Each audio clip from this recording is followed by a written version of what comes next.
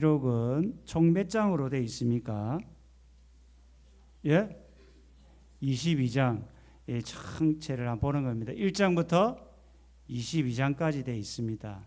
그래서 요한계시록은 1장 19절에 보면 그러므로 내가 본 것과 지금 있는 일과 장차 될 일을 기록하라.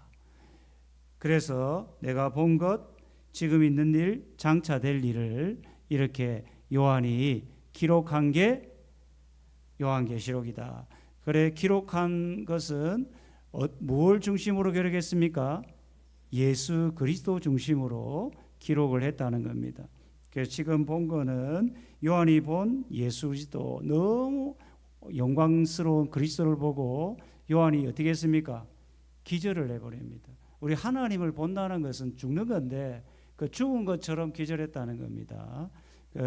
현재 있는 일은 이제 7교회, 초대교회 7교회의 상황을 2장, 3장, 그 4장부터 22장까지는 장차될 일을 그리스도 중심으로 했다라는 겁니다. 자, 그러면 이제 성경에는 사복음서가 있습니다. 사복음서. 몇 복음서가 있다고요? 그러니까 마태, 마가, 누가, 요한이 본 예수 그리스도가 각자 같아요, 달라요? 약간 다릅니다. 그러니까 예를 들면 저를 여러분이 정면에서 보는 거하고 하집사님이 보는 거하고 여기 구집사님이 보는 거하고 같을까요, 다를까요? 이런 겁니다. 사복음서도 각자 마태, 마가, 누가, 요한이 각자 그리스도를 본 그대로 자기의 경험대로 기록하는 겁니다. 그래, 장소도 다르고 오병이어 사건은 사복음서 전체에 등장하지만 마태, 마가, 누가, 요한이 각자 다르게 기록하는 겁니다. 각자가 중요한 부분을 강조해서 기록하는 겁니다. 그처럼 전체 사복음서는 또 사복음서 전체를 이야기하면 성육신하신 그리스도를 표현하는데 그분은 어떤 분이냐면 우리의 사람들의 필요를 채워주시는, 도와주시는 그리스도를 대부분 사복음서에는 기록했다는 겁니다. 아시겠죠? 그러니까 예수님이 육신을 입고 하나님이 육신을 입고 이 땅에 오셔서 사람의 필요를 채워주시는 그리스도를 사복음서에 기록했다는 겁니다. 이해가 되죠? 육신을 입고 오셨다고요. 그분이 실제적으로 사람의 필요를 채우는 그리스도를 기록했다면 서신서는 뭡니까? 예수님이 죽으시고 부활하셔서 이 땅에 뭐로 오셨어요? 영으로 오셨죠. 성령으로. 그러니까 죽으시고 부활하셔서 영으로 우리 안에 거하셔서 우리를 도우시는 그리스도를 이제 서신서에는 기록한다는 겁니다. 여러분 이해가 됩니까? 안 되는 모양이네. 자, 그래 뭐 어쩔 수 없습니다. 그렇고 요한계시록은 뭐냐면 또 다른 측면입니다. 또 다른 측면. 세상을 다스리시고 실제적으로 세상을 다스리고 장차 오셔서 재림하셔서 세상을 심판하시는 그리스도를 요한이 기록하는 겁니다. 그리고 1장에 오른손으로 7 사자를 붙드시는 예수 그리스도. 촛대가 뭐예요? 교회죠. 교회를 실제적으로 다리시며 돌보시는 그리스도. 이것을 요한이 그러니까 그리스도의 다양한 모습을 사복음서, 서신서, 요한계시록에 이렇게 그리스도의 다양한 모습을 기록하고 있다. 우리는 지금 어떤 예수 그리스도를 봅니까?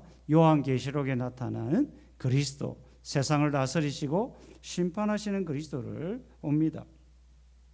자, 요한계시록의 6장부터 16장까지에는 두루마리에 적힌 대환란의 기록인데 7가지 재앙이 나옵니다. 따라합니다. 인재앙, 7 인재앙, 7 나팔재앙, 7 대접재앙. 자, 여기에 이제 우리는 7 인재앙을 보았습니다. 여기에 7 인, 7 나팔, 7 대접이 신학자들마다 조금 다릅니다. 그런데 우리 보수주의 입장에서는 7 인재앙은 전체를 이제 보편적으로 하나님의 초림부터 재림 사이에 나타나는 이제 하나님 그리스도가 하실 일들을 기록했다면 이제 나팔 재앙은 그야말로 나팔이 뭡니까? 경고죠. 재앙을 경고한다면 이제 대접은 뭡니까? 나팔은 뭐 하는 겁니까? 부는 거죠. 그래서 계시록에는 분다고 표현합니다. 분다는 것은 경고하는 거고, 대접은 뭡니까? 쏟는다고 합니다. 쏟는다는 것은 엎어버리는 겁니다. 완전히 끝장낸다는 겁니다. 그래서 부는 거는 경고라면, 나팔은 경고라면, 대접은 이제 심판의 마지막을 나타내는 겁니다. 이렇게 인, 나팔, 대접은 이런 약간의 차이가 있는데, 이것이 이제 있는데, 자 보면 이제 6장에서 6장까지가 이제 일곱 인 중에 6인까지 나오고, 7인은 뗄 때는 이제 8장부터 시작하는데 6장과 8장 사이에 뭐가 등장합니까? 7장은 뭐냐면 엄청난 재앙 속에서도 이 재앙의 심판을 받지 않는 하나님의 인을 받은 백성들이 등장합니다. 그러니까 하나님의 그 어마어마한 재앙 속에서도 하나님의 보호를 받는, 이걸 왜 기록했겠어요? 이 고난받는 성도들에게 끝까지 뭐하도록, 믿음으로 살도록 위로하고 격려하는 위함. 그래서 요한계시록은 뭐냐면 이런 측면이 있습니다. 고난받는 성도들에게 위로하고 격려하기 위해 기록된 책이 요한계시록입니다. 이해가 되죠? 군데군데보다 이제 고난받는 성도들을 위로하는 굉장한 장면이 있습니다. 끝까지 믿음으로 살아가는 성도들을 대재앙 속에서도 그 보호하시고 지켜주시는 하나님의 긍휼과 사랑이 군데군데 요한계시록에 기록되어 있습니다. 그래서 요한계시록은 재앙 속에서도 위로하시고 또 보호하시는 하나님의 손길을 이제 기록하는 책이 요한계시록입니다. 그리고 일곱 나팔 재앙은 8장에서 9장, 11장 이렇게 기록되는데, 이제 10장 여섯째 나팔에서 일곱 번째 나팔 사이에 삽입하는 장이 10장입니다. 여기서도 이제 하나님의 사랑을 표현하도록 이제 남아있는 사람에게 복음을 전하라고 이제 이야기. 이 모든 게 이제 나팔 재앙과 대접 재앙 사이에도 이제 삽입장이 있는 겁니다. 그 대접 재앙은 끝나기 때문에 이제 삽입장이 없어요. 끝나는 거예요. 이제 16장 가면, 그러니까 이제 인과 나팔 재앙에도 삽입장이 있고 나팔과 대접 사이에도 삽입장이 있습니다. 그게 10장인데 10장은 살아남은 사람에게 복음을 전하라 하시는 하나님의 사랑의 표현이죠. 그 다음에 12장부터 15장까지 용과 짐승으로 핍박받는 교회, 그 다음에 일곱 대접. 요 일곱 인, 일곱 나팔, 일곱 대접 재앙을 잠깐, 이게 이제 뭐냐면 우리 보수주의 입장에서 이렇게 이야기하는 겁니다. 자, 일곱 인 재앙은 그 두루마리를 아무도 뗄 수 없죠. 일곱 인과 일곱 나팔, 일곱 대접 재앙은 그게 그 나팔을 부는 사람, 대접을 쏟는 사람은 천사가 하는데 일곱 인을 떼는 것은 누가 뗍니까? 누가 떼요? 예수 그리스도가 떼는 거예요. 다르다는 겁니다. 여러분, 이런 차이가 있어요. 그러니까 일곱 인을 떼는 것은 그리스도가 앞으로 장차할 일을 전체적으로 이야기했다면, 이제 그것을 나팔은 경고로, 대접은 쏟는 것으로 표현을 하는 겁니다. 약간의 그런 차이가 있어요. 그래서 초림부터 재림까지, 이게 이제 우리가 흔히 이야기하는, 나중에 이제 우리가 이제 요한계시록을 하게 되면 이제 천년설에 대해서 조금 배워야 됩니다. 그러니까 요게 이제 여러분은 뭐 필요 없다 생각할 수 있지만, 요걸 알아야 계시록 20장에 천년이라는 단어가 나오기 때문에 그래요. 요걸 어떻게 볼 건가에 따라서 이제 우리처럼 보수주의 또 자유주의 이런 쪽으로 세대주의 이렇게 나누어지는 겁니다. 그래서 저는 우리 이제 제가 보는 입장은 이제 천년 자체를 이제 예수님의 초림과 재림 사이를 천년으로 보는 겁니다. 이것도 오류가 있어요. 이게 완벽한 건 아닙니다. 완벽한 건 아닌데 지나친 해석을 피할 수 있는 어떤 거기 때문에 우리 보수주의 입장에서는 이 어떤 천년설을 이걸 흔히 천년이 없다 해서 무천년이라고 합니다. 뭐라고요? 그러니까 천년이 없다. 그러니까 초림부터 재림 사이 이것을 천년으로 보는 겁니다. 아시겠죠? 이해가 됩니까? 이걸 계속해서 이야기할 겁니다. 예수님이 초림했을 때 하나님 나라가 시작이 되죠. 맞죠? 그리고 예수님이 재림하면 하나님 나라가 끝이 되죠. 우리는 이미 임한 하나님 나라와 아직 임하지 않는 하나님 나라 사이에 살고 있는 거예요. 이게 천년이라고. 이게 무천년. 그래서 일곱인 재앙은 초림과 재림 사이에 성도들에게 일어날 고난을 이제 이야기하는 거라고 이야기합니다. 이것도 다 맞는 것은 아니지만 이렇게 이야기를 한다는 겁니다. 자, 거기에 다섯 번째인 재림의 심판 이렇게 됩니다. 일곱 나팔과 일곱 대점의 재앙의 차이는 나팔은 부는 겁니다. 분다는 것은 나팔 그 당시에 대적이 쳐들어왔을 때에 불면서 마음이가 준비하라 경고성의 나팔인 겁니다. 나팔의 의미가. 그래서 나팔은 경고하여 구원하기 위함이고 일곱 대접은 그야말로 심판합니다. 그리고 나팔과 대접은 그 대상이 분명히 하나님의 인을 받지 않는 사람으로 한정합니다. 여기 하나님의 인을 받지 않는 사람이라는 것은 하나님을 마음으로 믿지 않는 사람들. 그게 누구입니까? 우리는 알 수 없다는 겁니다. 아시겠죠? 그래서 일곱 인을 뗀 후 일곱 인을 팔짱에 딱 떼는데 일곱 나팔을 든 이제 천사들이 등장합니다. 그 일곱 인이 모두 떼졌을 때 일곱 인 재앙이 등장하는 것이 아니라 일곱 나팔 재앙이 시작된다는 겁니다. 알겠죠? 일곱 번째 인을 뗐을 때 일곱 나팔 재앙이 시작된다라는 겁니다. 자, 요거는 그냥 여러분이 이제 성경을 이게 요한계시록은 여러분이 많이 읽어야 좀 제 말이 이해가 됩니다. 자, 일곱 나팔 재앙을 첫 번째부터 일곱 번째 나팔을 제 나름대로 정리를 해봤어요.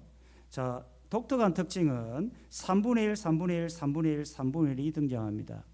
그 인재앙은 4분의 1이 등장합니다. 그래서 인, 나팔, 대접은 차이가 있다면 점점 더 이 재앙이 확대가 된다는 겁니다. 세어진다는 겁니다. 태풍 강도가 세진다는 겁니다. 그런 차이가 있습니다.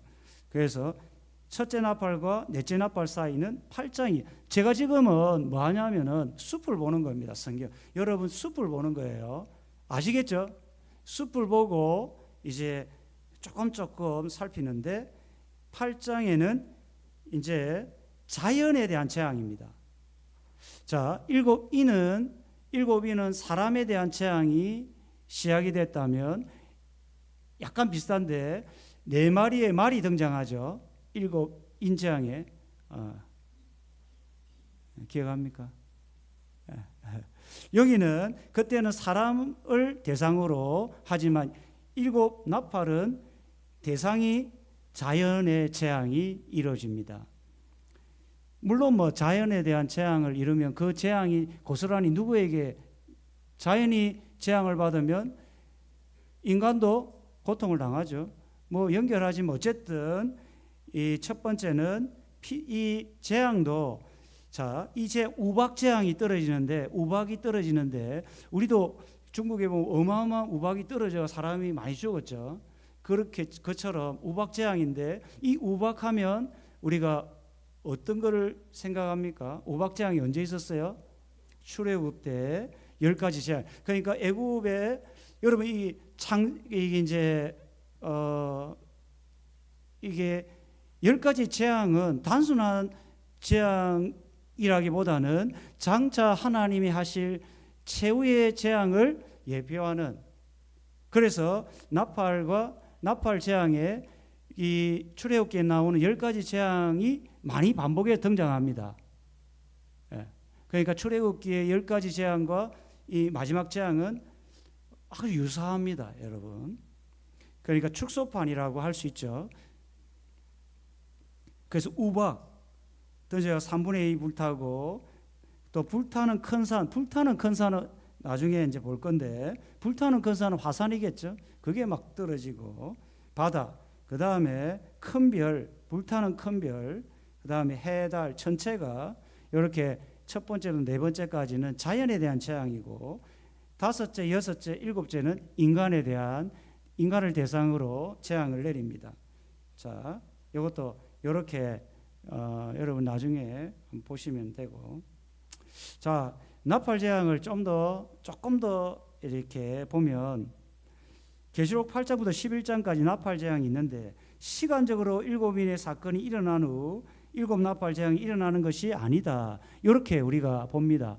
그러니까 7인이 재앙이 일어나고 그 다음에 나팔 재앙, 이런 식으로 시간적으로 일어나는 게 아니라, 만약에 그렇다면 우리 변종길 교수님은 제가 배웠던 고려신학대학원 신약학 교수님입니다. 이분이 어떻게 했냐면 7인으로 세상이 끝나면 또 다른 세상이 생겨나겠죠. 이해가 됩니까? 7인, 여섯째 때 하나님이 이 세상을 심판했잖아요. 그 사람이 하늘에 이 돌이 떨어져 자기를 죽여달라 이렇게 했죠.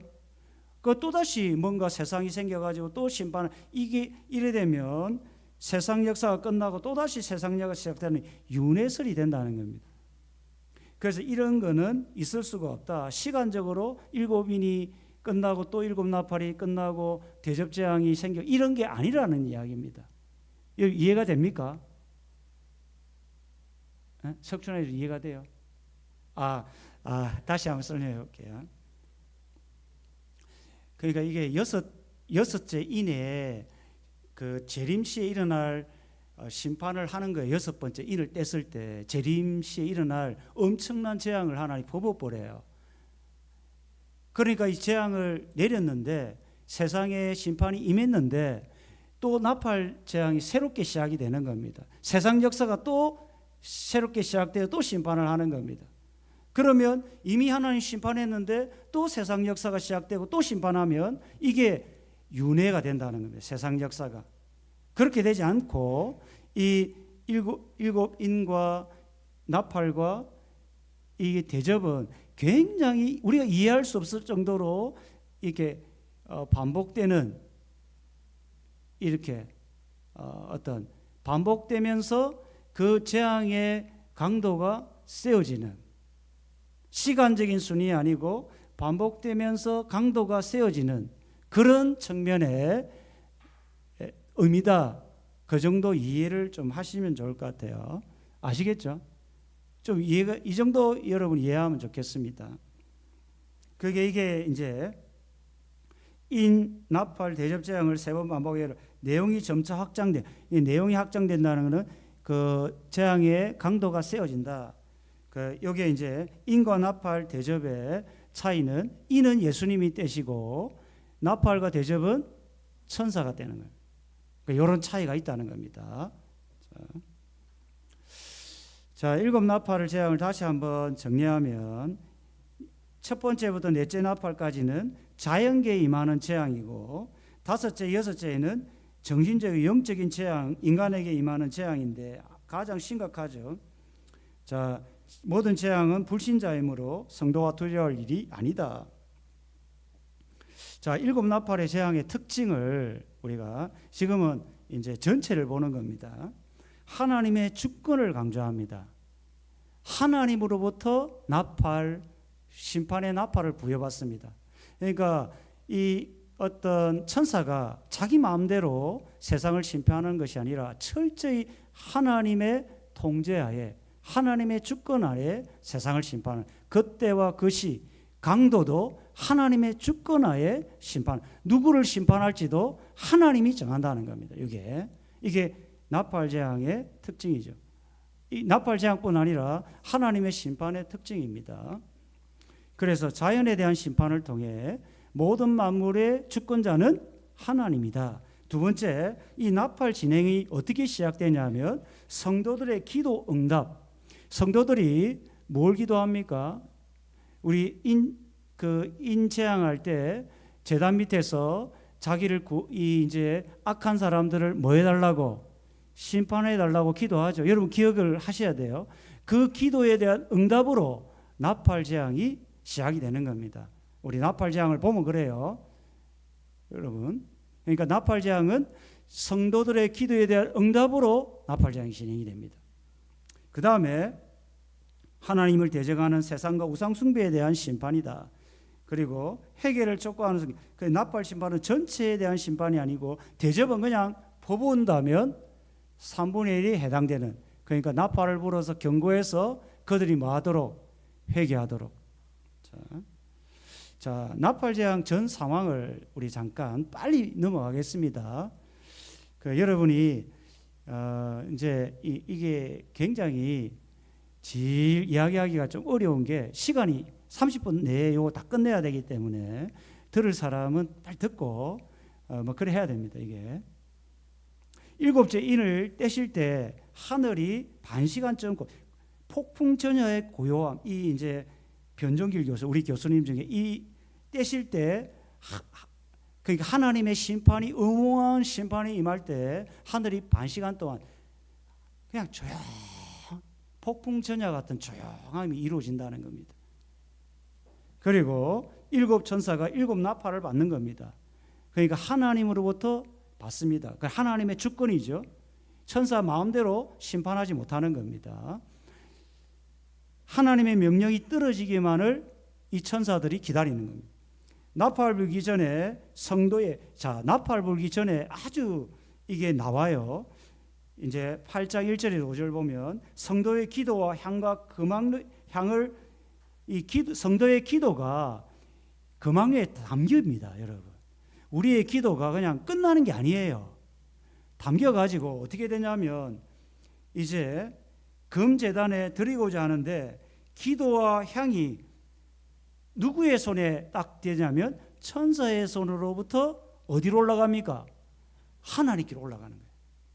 이걸 누가 본다고요? 요한이 본 거예요. 그러니까 지금 고난받는 있는 성도들이 얼마나 기도 많이 하겠어요? 아니 자기 자식들이 신앙 때문에 죽는데 얼마나 기도 많이 하겠어요? 그래 그 순교자의 기도, 고난받는 성도들의 기도가 향이 되어서 잔에 자국자국 쌓여서 천사의 손에 딱 잡혀서 그것이 하나님께로 딱 올라가는 겁니다. 그래서 그 천사가 향로에 불을 담아다가 뭡니까? 땅에 쏟아버립니다. 이게 심판이죠. 그래서 우레와 음성과 번개와 지진이 일어납니다. 자, 그래서 첫째 나팔 재앙이 시작되는데, 자, 첫 번째부터 네 번째까지는 뭐의 재앙이라고요?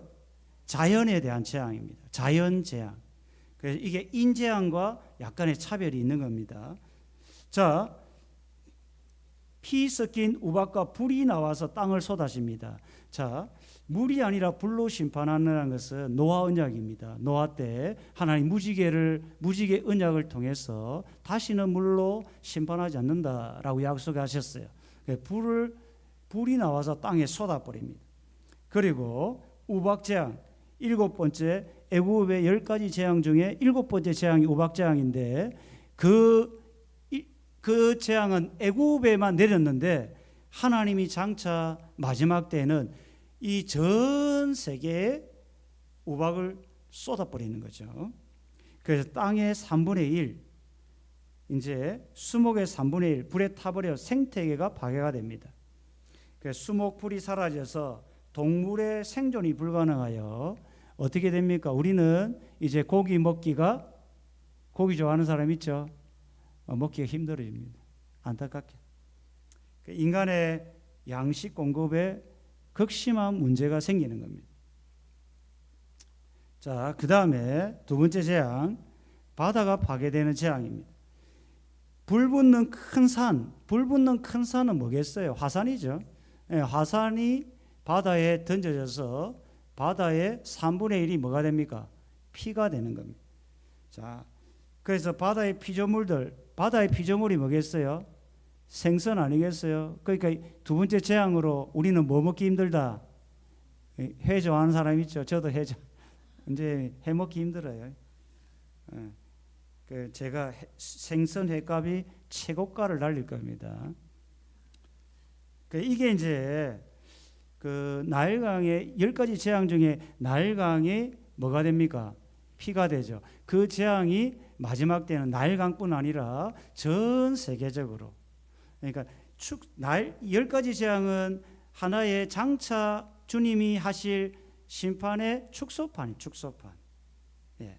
자, 그렇게 보면 되고, 그 다음에 셋째 나팔 재앙은 강과 샘물입니다. 물의 근원이죠. 우리가 강이 오염되면, 식수가 오염이 되면 우리가 살 수 있어요? 못 살아요? 못 사는 겁니다.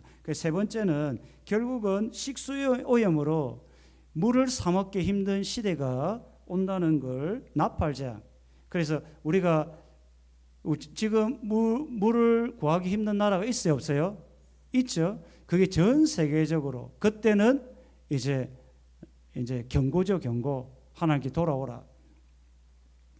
자, 큰 별, 운석, 별똥별, 하여튼 이런 게 운석, 별똥별은 이 보수주의 신학자들이 하는 건데, 이게 하늘에 큰 별이 하늘에 떨어져. 이게 큰 별이 뭐냐 하면은 목회자라고 이야기하더라고요. 아니, 딴 데서 딴 데 이야기한다고. 저 이단들이, 나도 그래 들었어요. 옛날에 어느 목사님 그 이야기하더라고. 와, 그런가? 고개를 끄덕여렸어요.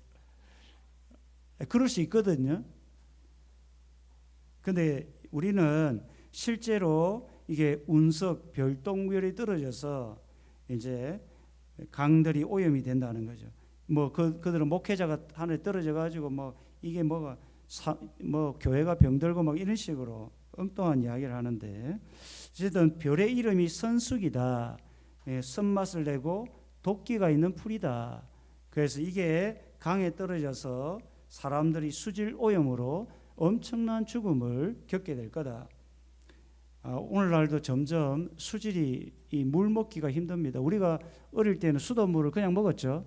근데 지금 뭐합니까? 물을 사 먹죠. 자연스럽게 되죠. 근데 물을 사 먹기 힘든 시대도 온다라는 겁니다. 이게 여러분, 그때가 되면 우리는 어떤 재앙을 생각해야 된다고요? 나팔 재앙, 세 번째 재앙을 생각해야 해요. 네 번째 재앙은 해달 별의 질서가 파괴되는, 이게 이제 3분의 1이 치명적인 공격을 받아. 이게 천체가 지금은 이게 여러분은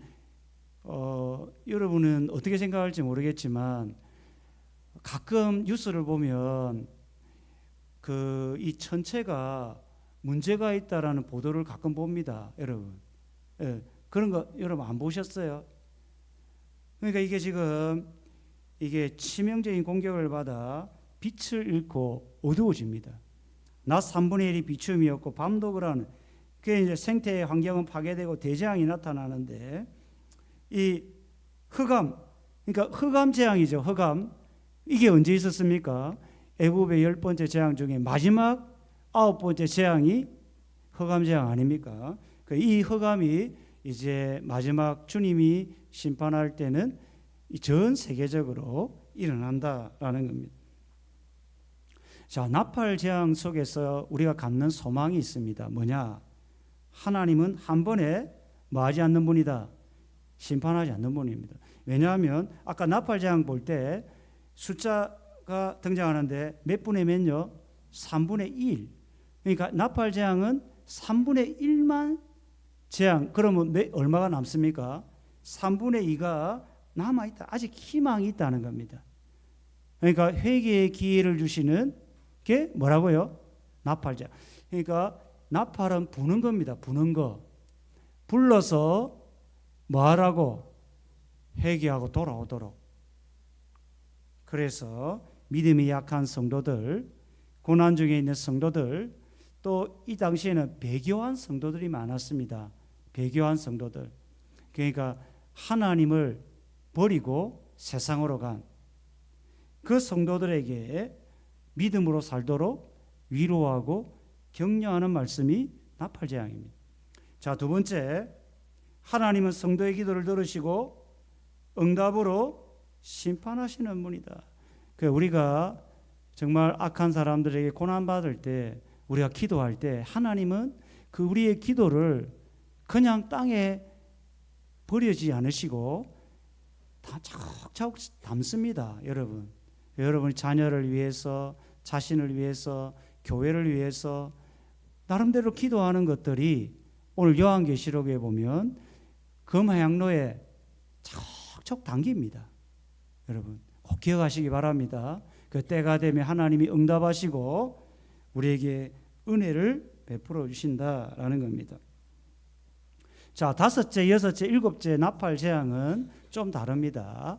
독수리가, 자, 여기서 독수리 큰 소리로 땅에서 사는 자들에게 화화화 외칩니다.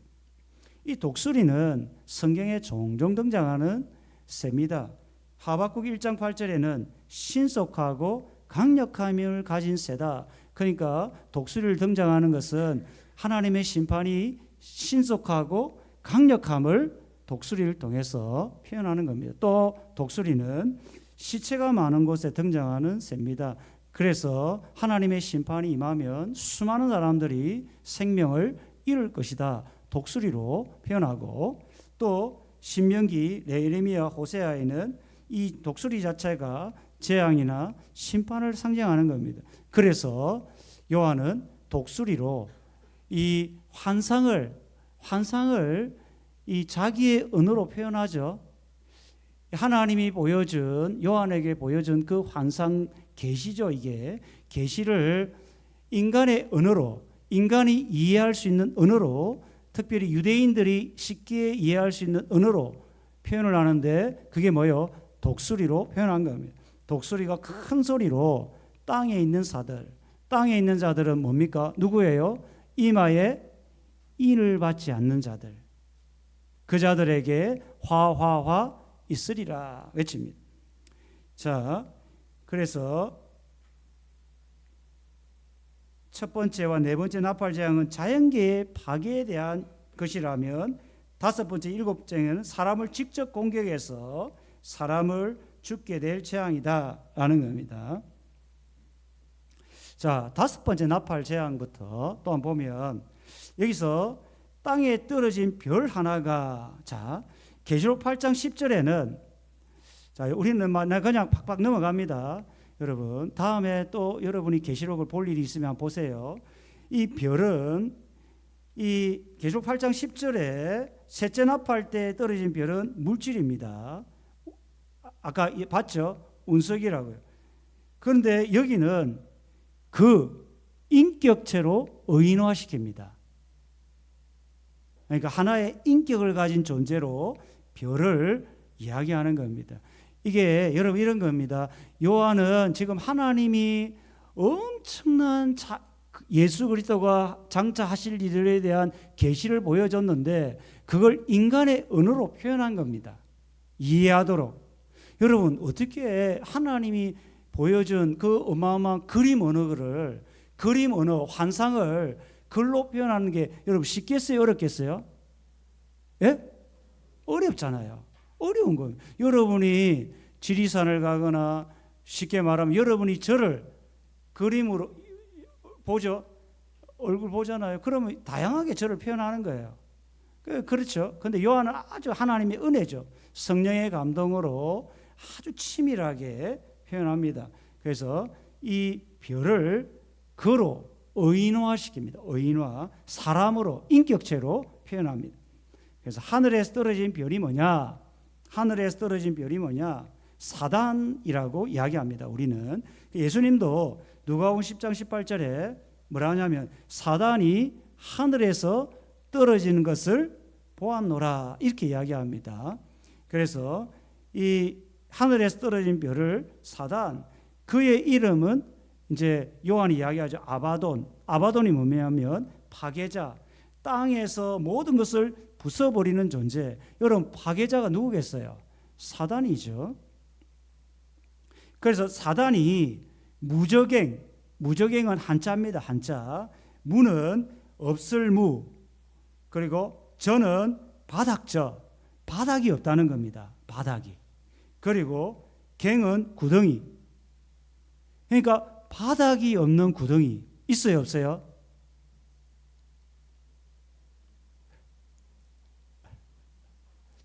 여러분이 이제 참 이 무적행은 나중에 계시록 20장 30절에 보면 이때는 천년이 나오는데 이때는 이제 마귀를 어디에 가둡니까? 무적행에 가둡니다. 그러니까 무적행의 열쇠를 받은 게 누구라고요? 누구요? 땅에 떨어진 별 하나가 받았다고요. 누구에게? 하나님께. 그러니까 사단도 누구의 통제 속에? 하나님의 통제 속에. 그 욥을 사단이 시험하죠. 그런데 사단이 함부로 욥을 건드립니까? 아닙니다. 하나님의 철저한 허락 속에, 하나님의 허락 없이는 참새 한 마리도 함부로 못하는. 하물며 우리는 어떻게 하겠습니까? 우리는 함부로 못하는 존. 사단이 우리는 함부로 건들지 못할 자입니다. 우리는 누구라고요? 하나님의 자녀잖아요. 자, 그래서 무적행은 없설무, 따라합니다. 없설무, 바닥저, 구덩이갱.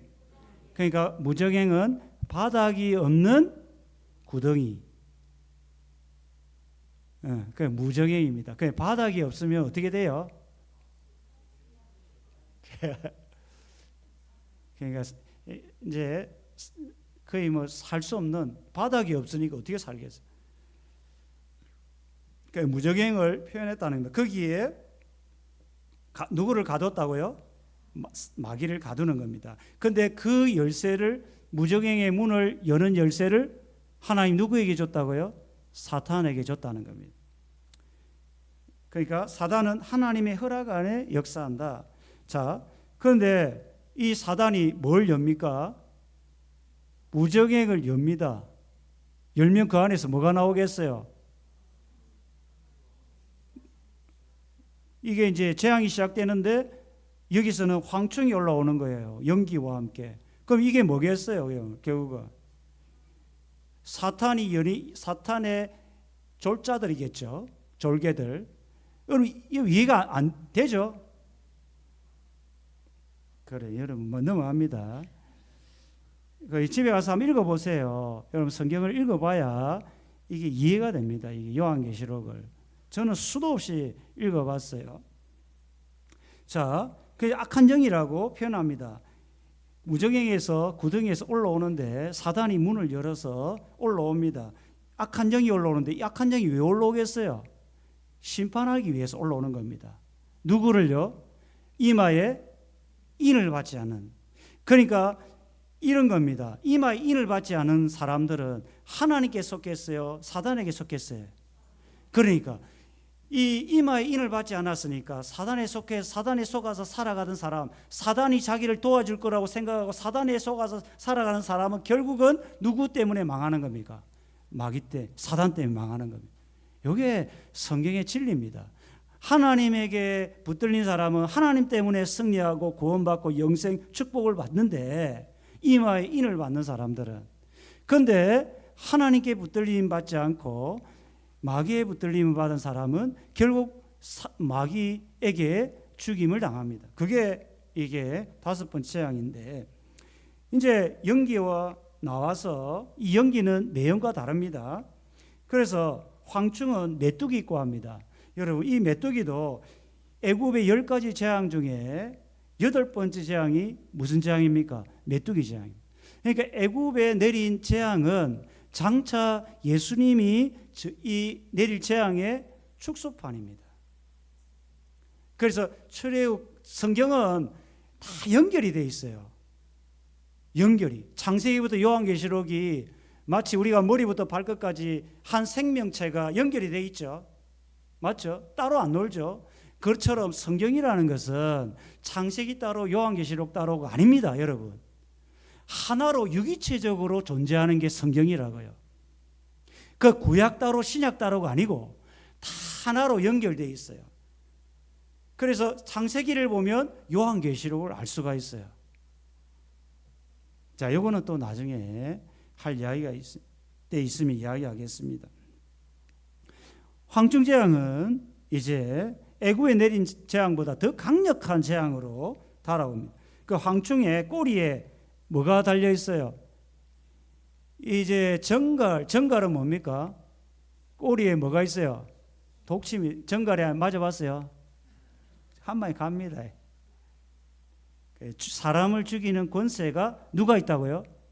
황충.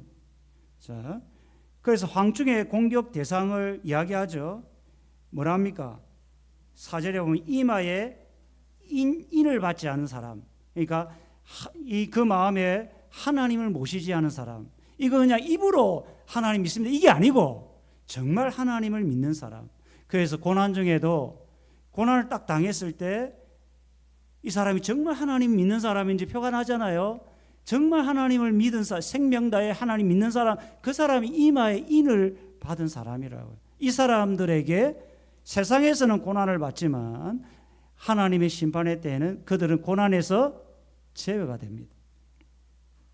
그리고 땅의 풀이나 푸른 것이나 각종 수목은 공격 대상의 제외. 왜 그렇겠어요?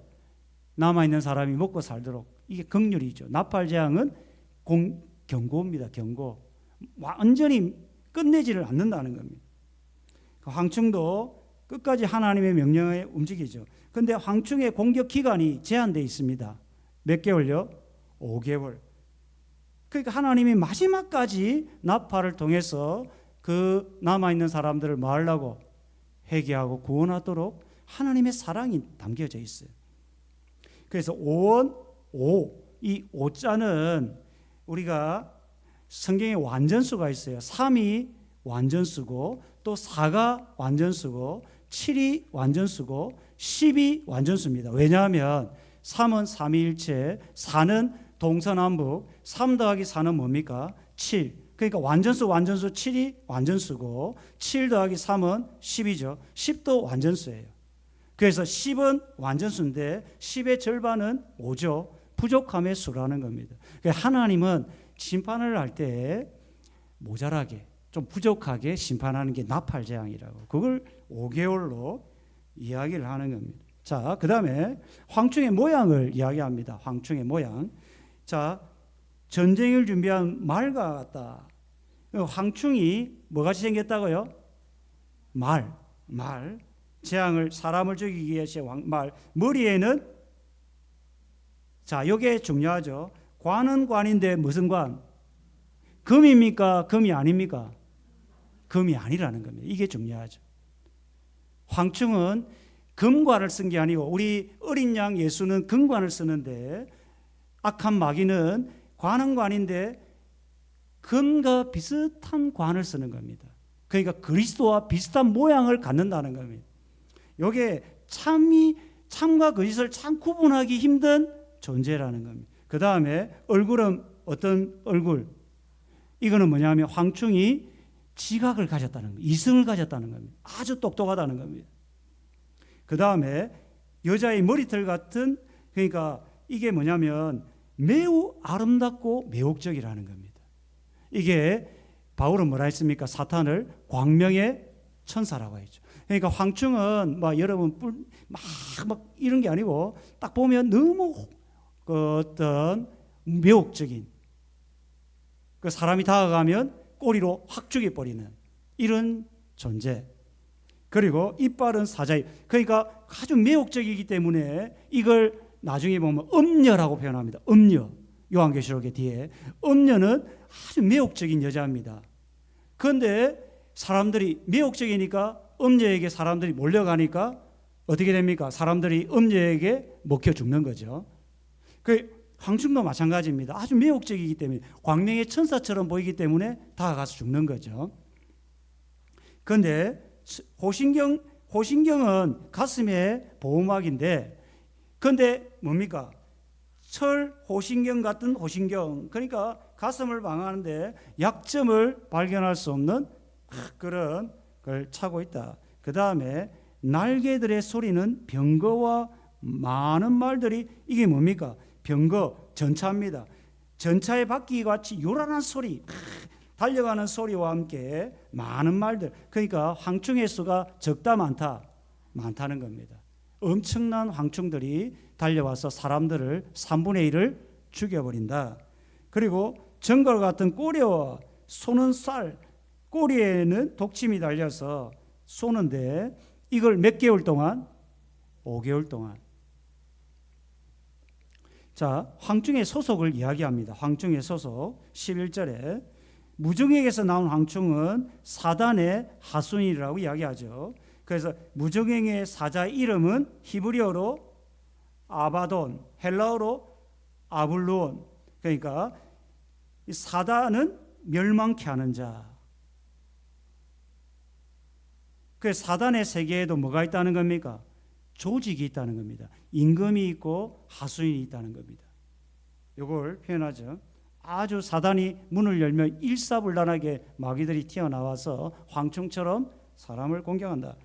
그래서 여기서 다섯 번째 나팔 재앙을 통한 교훈은 사단은 너무나 강력하고 매혹적이고 우리가 공격해도 소용이 없다는 겁니다. 강력하다는 겁니다.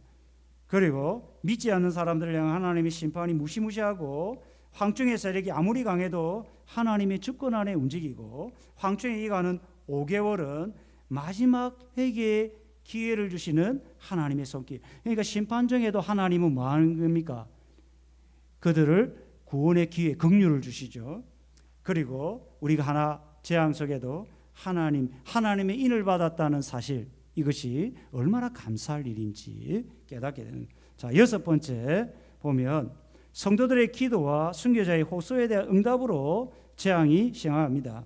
자, 하늘의 보좌 앞에 금제단 넷불에서 한 소리가 들리는데, 금제단은 요한계시록 8장 3절에 나오는 금양단인데 성도들이 구원과 심판을 위해 단시간 부르는 기도의 단에서 음성이 들려옵니다. 뭐합니까? 유브라데는 메소포타미아, 그러니까 두 강 사이, 포타미스 이제 강인데 메조는 중간입니다. 메조소프라노 있죠, 중간이죠. 그러니까 포타미스 강 사이, 그게 메소포타미아 문명이라는 겁니다, 여러분. 지금 이라크, 이스라엘, 우리 세계에 4대 문명이 있죠. 그 중에 하나가 메소포타미아 문명. 거기가 유브라데, 지금 이란, 이라크 있는, 지금 그 이스라엘과 이제 이라크 전쟁이 있죠. 거기에 지역이 메소포타미아 지역이에요. 거기에서 결박되어 있던 네 천사. 자, 여기 인재앙 때는 사방에서 천사들이 바람을 탁 잡고 있어요. 맞죠? 왜 잡고 있어요? 천사들이 하나님의 백성의 인을 치려고 잡고 있는 거예요. 여러분 앞에 보면 돼요. 여기 네 천사는 그 천사와 다릅니다. 네 천사가 세상을 풀어주라. 이게 이 네 천사는 뭐냐면 하나님의 심판을 하기 위한 천사입니다. 그래서 이제 6번째 나팔 재앙은 뭐냐면 성도들의 기도와 순교자의 호소에 대한 응답으로 재앙하는데, 네 천사가 놓였다는 것은 이제 이 마지막 심판이 시작되었다는 겁니다. 그리고 그 연과 월과 일과 시가 기록이 안 돼 있어요. 왜요? 하나님의 때는 우리가 알 수 없다. 그래서 하나님이 계획하신 때에 반드시 이루어짐을 연, 월, 일, 시, 이거는 제가 한 거 성경의 기록입니다. 이거 아시겠죠? 제가 한 게 아니고 지금 요한계시록 8장 15절에 기록되어 있다고요. 그래, 반드시 일어남을 상징하고 사람 3분의 1을 죽이러 준비된 유브라데에서 일어난 천사들이 하나님의 때에 사람 3분의 1을 그냥 죽여버립니다. 자, 이게 이제 흔히 아마게돈 전쟁 뭐 이런 이야기를 하는데, 어쨌든 자, 그 다음에 6번째 나팔 재앙, 기마병의 모습입니다. 기마병. 이제 네 천사가 이끄는 기마병의 수가 2만만입니다. 그러니까 2만 곱하기 만하면 2억입니다. 1세기에 세계 인구가 어느 정도냐면 2억에서 3억입니다. 얼마라고요? 목사님 봤습니까? 요즘 똑똑한 사람이 있어요. 네이버에 조사해 보면 됩니다. 인터넷 네이버에 세계 인구가 2억 3억인데 기마병의 수가 얼마라고요? 2억 3억. 그러니까 2차 대전 때 이제 동원된 군인의 수가 7천만 명이었어요. 7천만 명. 그런데 여기에 몇 배가 되는 기마병이 동원이 되어서 이제 전 세계의 사람의 3분의 1을 죽이는. 그 기마병의 색깔은 붉은색, 자주색, 황색, 호신경 무장. 이건 죽음의 상징이거든요. 죽음의 상징. 그래서 말들의 머리는 사자머리 같고 나와서 극렬한 신발. 이거는 이제 주석학자들 보수주의 입장에서 하는 이야기입니다. 제가 이 책을 엄청 많이 봤어요. 그냥 나온 게 아니고. 자, 여러분이 이걸 들으면서 여러분 나중에 이단에 빠지지 말도록 어느 정도 들어놓으면 빠지지 않습니다. 여러분 어느 정도만 들어놓으면 돼요.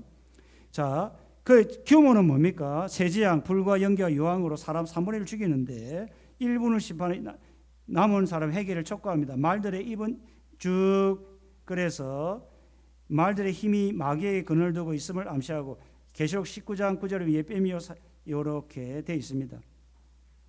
뱀 같고 이게 이제 그 계시록 19장 예뱀 사단을 이야기하는 거거든요. 자, 여섯 번째 나팔 재앙에 살아남은 사람들, 남은 자들은 성도가 아니라 땅에 거하는 자들이라고 이야기합니다. 계시록 8장 13절. 하나님의 인을 받지 않은 사람들. 그러니까 고난 중에도 배교하지 않고 끝까지 믿음으로 살았던 사람들. 그 사람들이 뭐 양쪽에 발을 기니 이런 사람 아니고 끝까지 죽음조차도 불사하는 믿음의 사람, 인을 받은 사람들 외에 그냥 땅에 거하는 사람들.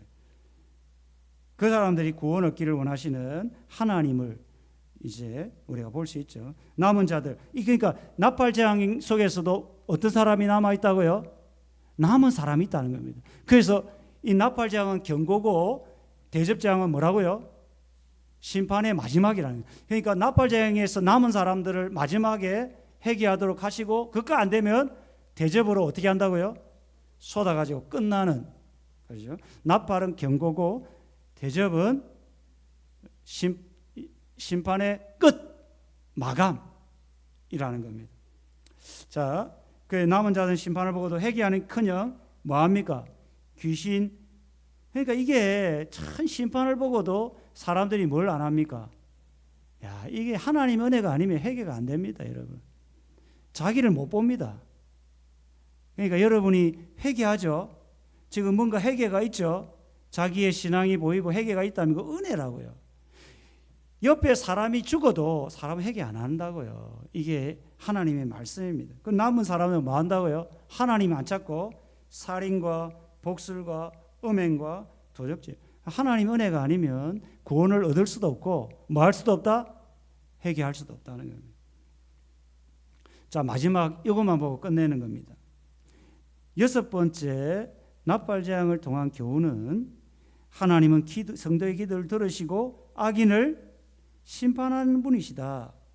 그러니까 응답의 시간이 늦을 뿐이지 하나님 반드시 우리의 기도에 응답하신다는 겁니다. 그러니까 여러분의 기도가 하나님의 우리 요한은 금향로에 담긴데 있죠. 그게 담깁니다. 그 다음에 또 하나는 읽어봅시다. 시작.